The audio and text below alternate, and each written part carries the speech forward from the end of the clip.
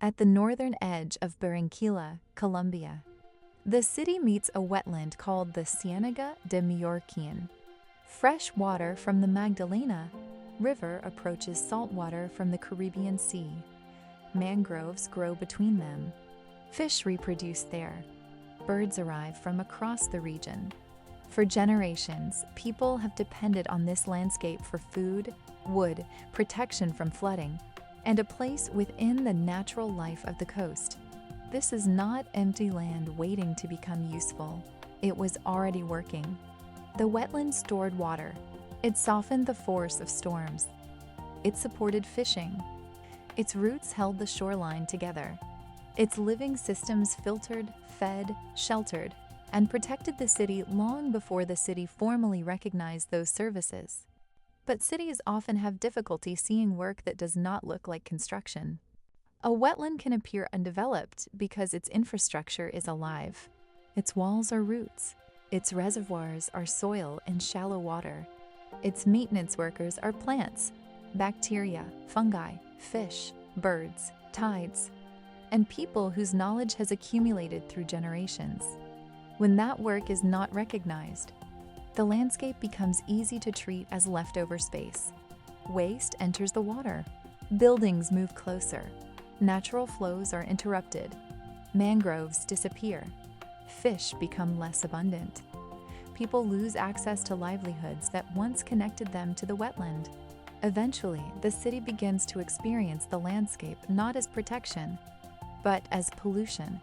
That is one kind of place a city can inhabit. It is a relationship in which land is considered valuable only after it has been cleared, filled, divided, and built upon. Water is hidden inside pipes. Waste is moved toward communities with less power. Nature is allowed to remain only where it does not interrupt development. This kind of city can look successful for a long time. Roads expand. Buildings rise. Property changes hands. The skyline becomes more impressive. But beneath that visible growth, the living systems that make the city possible become weaker. Flooding worsens because water has nowhere to spread. Heat increases because vegetation has disappeared. Fishing declines because breeding grounds are damaged. More machinery and public money are required to perform work the ecosystem once performed continuously. The city has not escaped nature. It has simply replaced relationships with expenses. Barranquilla began developing another relationship with the Ciénaga de Mallorquín. The wetland would not remain an invisible dumping ground, and it would not be erased and replaced with a conventional park. It would become an ecopark, a public landscape organized around the continued existence of the wetland itself. That distinction matters. A conventional park can make nature behave like decoration. Grass is trimmed. Trees are placed where they will not obstruct a view. Water is contained. Visitors are positioned at the center, and the landscape is maintained around their expectations. An ecopark can ask something different. How can people enter without requiring the ecosystem to leave? At Mallorquín, elevated walkways allow visitors to move through parts of the wetland while reducing direct occupation of the ground.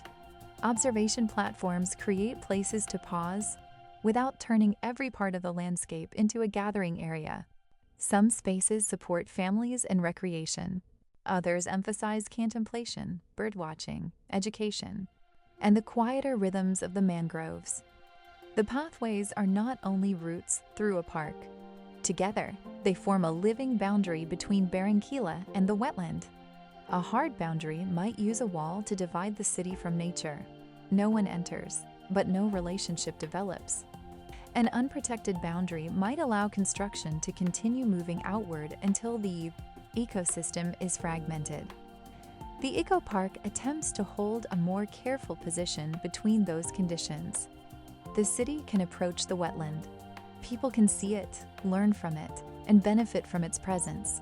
At the same time, the public edge helps establish where urban growth should stop and the mangroves should continue. This is one of the qualities of a safer place to inhabit. Access does not have to mean possession. People can belong to a landscape without converting every part of it into property, entertainment, or infrastructure designed exclusively for humans. Restoration here also extends beyond the walkways. Waterways have been cleaned. Mangroves have been replanted. The project has used biological processes, including algae and microorganisms, to help remove contaminants from water. Environmental education makes the wetland legible to people who may have lived near it without being able to enter or understand its role. The project also recognizes artisanal fishing as part of the landscape rather than automatically treating human activity as incompatible with conservation. That offers another sign of a safer relationship. The people who already know a place are not automatically removed from its future. Restoration can become dangerous when it improves a landscape physically while disconnecting it socially. A polluted waterfront is cleaned. A park is constructed.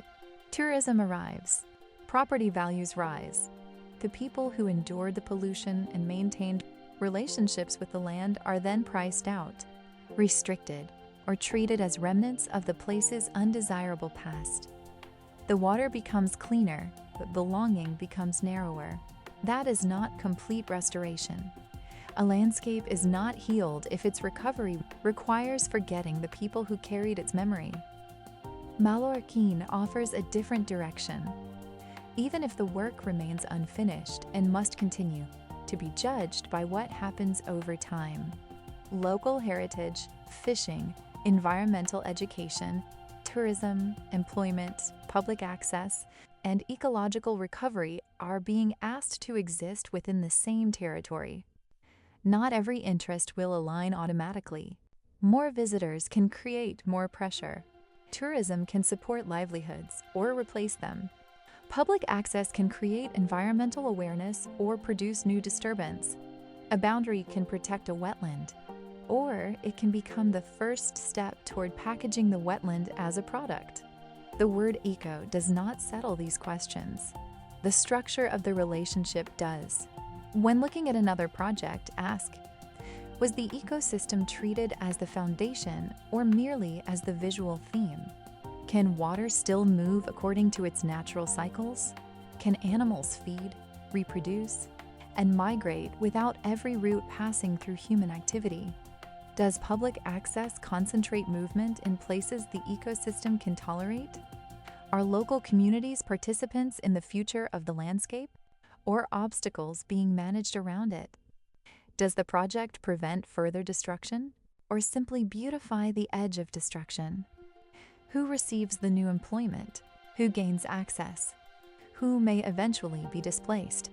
What happens after the opening ceremony, when restoration becomes maintenance and attention moves elsewhere? These questions help distinguish a living system from an image of one. They also reveal why Mallorquín matters beyond Barranquilla. Every city occupies a landscape that is still trying to perform its original work. A buried stream is still carrying water beneath a road. A floodplain is still receiving rain, even after houses are built upon it. A coastline is still moving, even when property lines insist it should remain still. A forest fragment is still attempting to connect species across territory. A wetland is still trying to hold water, filter waste, shelter life, and protect the shore. Cities can continue treating these forces as enemies to overpower, or they can recognize them as instructions. The safest places to inhabit may not be those where nature has been made absent.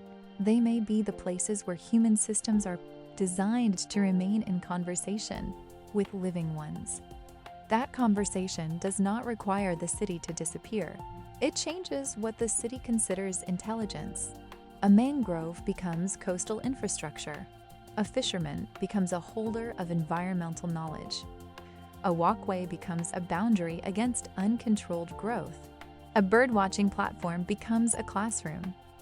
A wetland becomes part of the city's economy without needing to be destroyed and replaced by something called economic development. The Ciénaga de Mallorquín is therefore more than a park. It is a visible agreement. The wetland is allowed to remain alive. The city is allowed to approach.